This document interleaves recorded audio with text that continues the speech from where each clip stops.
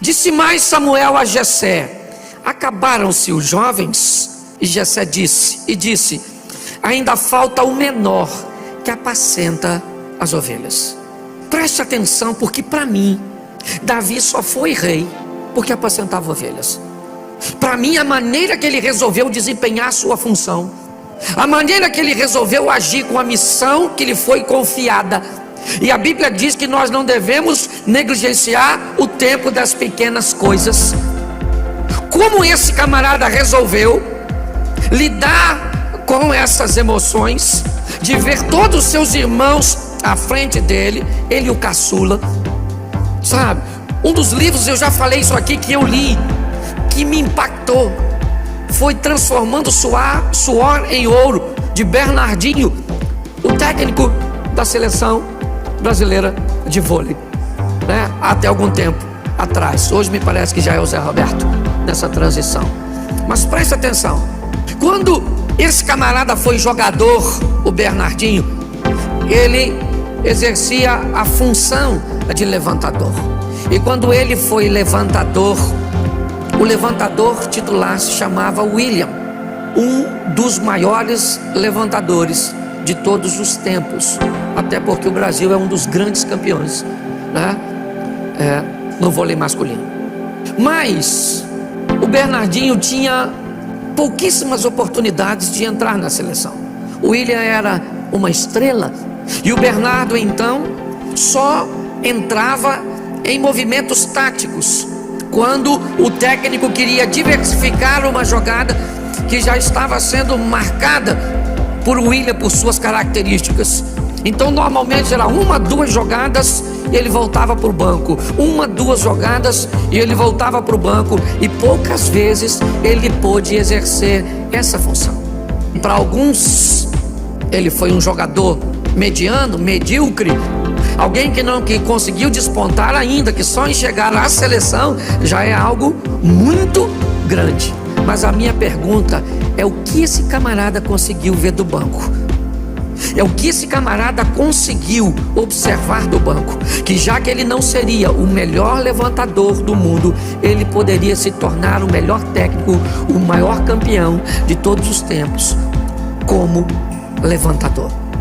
Ele conseguiu simplesmente observar uma oportunidade que dificilmente a maioria de nós observaríamos, focados muitas vezes no local errado, muitas vezes achando que não temos o privilégio de ocupar determinados posicionamentos. É um livro maravilhoso para quem deseja, né, achar ou descobrir um espaço para se alcançar um ambiente de vitória. Mas vamos olhar aqui, porque o texto diz que ele é um pastor de ovelhas. Olhe bem, Samuel chega na casa de Jessé para ungir um rei. Tem 7 filhos de Jessé em casa, e Davi está trabalhando, apacentando as ovelhas. Foi a missão que ele recebeu. O próprio irmão dele no campo de batalha diz para ele, nós vamos ver mais à frente, com quem você deixou aquelas poucas ovelhas de papai. O que indica que não era um rebanho tão grande, que a função que ele exercia não era nada expressivo, não era nada significativo. Não, o importante não era a função que ele exercia, o importante era como ele levava a sério o que ele fazia, como ele era capaz de se dedicar para fazer aquilo, que tipo de entrega ele tinha para desempenhar aquela função. E é isso, esse moço, filho mais novo de Jessé, ele vai sair do anonimato e se tornar um dos maiores homens. E preste atenção no que eu vou falar agora, goste você ou não de ouvir, pouco tem a ver com Deus.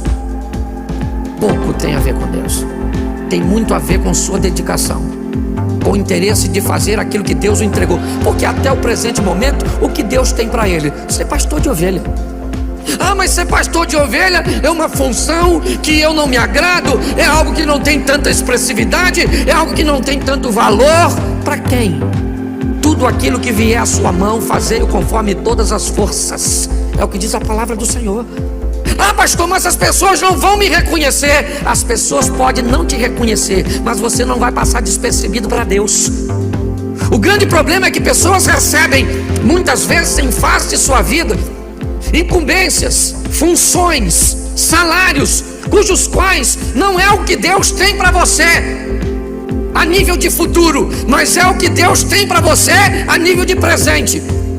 Muitas pessoas não conseguem alcançar a vitória na vida simplesmente porque não conseguem romper as etapas que a vida exige de você para passar para outras fases, ou ficam aprisionadas em fases ruins que lhe trouxeram caos, decepções, perdas, mágoas e rancores, ou ficam aprisionadas em fases medianas que, por serem boas, as impedem de viver o fantástico.